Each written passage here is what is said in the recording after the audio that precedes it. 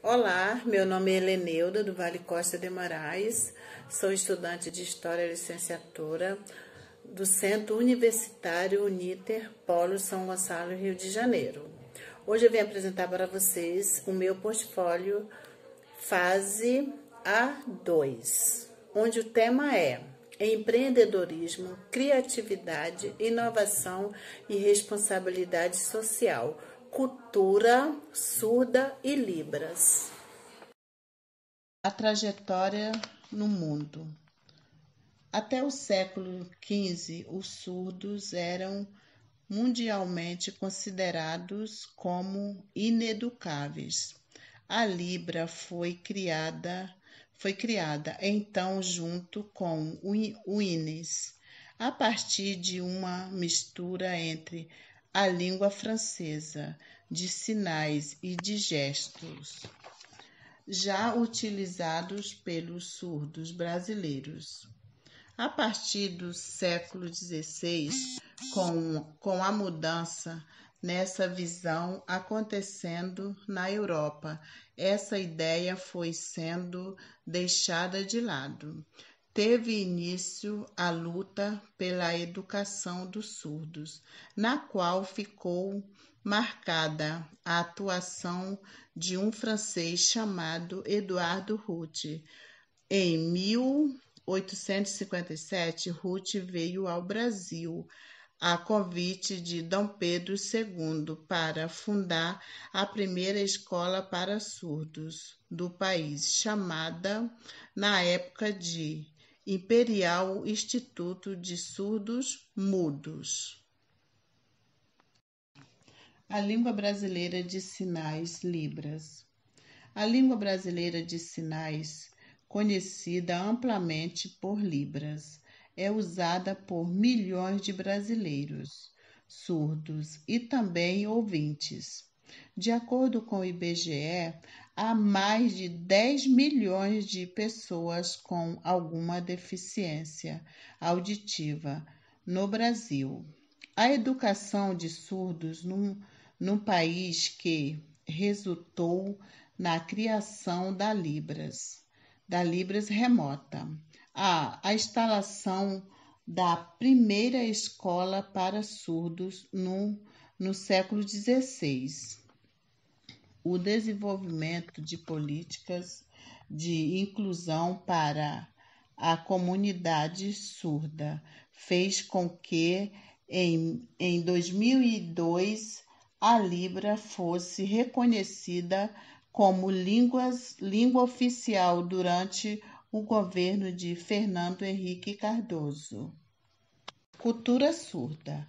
A cultura surda é um conjunto de características que tornam uma pessoa parte da comunidade surda ou do povo surdo, permitida principalmente pelo uso da língua de sinais. Logo, a cultura surda é colocada em oposição à cultura ouvinte, ou seja, o mundo de ser e de se comunicar, que é característica das pessoas que ouvem. A cultura surda no Brasil. Os paradigmas deslocados da história geral se concentram em novo agrupamento. Diante disto, a história cultural dos surdos acompanham devidamente seus caminhos, pois está presente no mundo todo. Os ouvintes e as Libras. Essas pessoas não falam português, porém se comunicam usando a língua de sinais, comparados com a população geral brasileira. Os surdos minorias. Portanto, a necessidade de comunicação e também da presença do intérprete de Libras é do surdo e é também dos ouvintes, quando ele precisa falar com o surdo. Esse profissional está mais do que a serviço dos deficientes auditivos. Capacitação de ouvintes em Libras. Os estudos abordam a importância da formação em línguas brasileiras de sinais de professores ouvintes para a educação no prisma do bilinguismo, apresenta metodologias e sugestões de atividades para o ensino de Libras. Experiências locais bem-sucedidas com Libras. São Gonçalo, referência para toda a região metropolitana.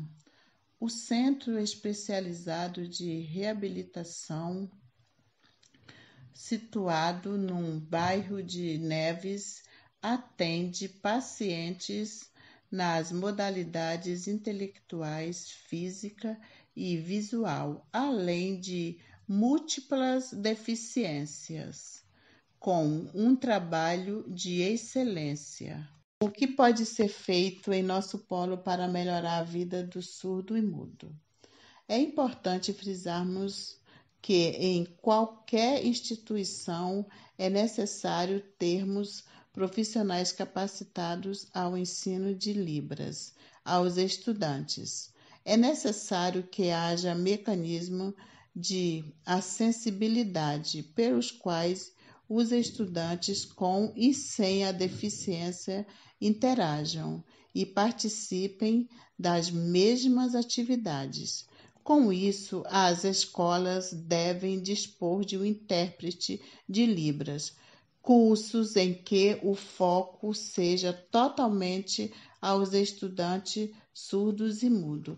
Além disso, é de extrema importância livros, jogos, filmes e recursos didáticos que incluem a Libra.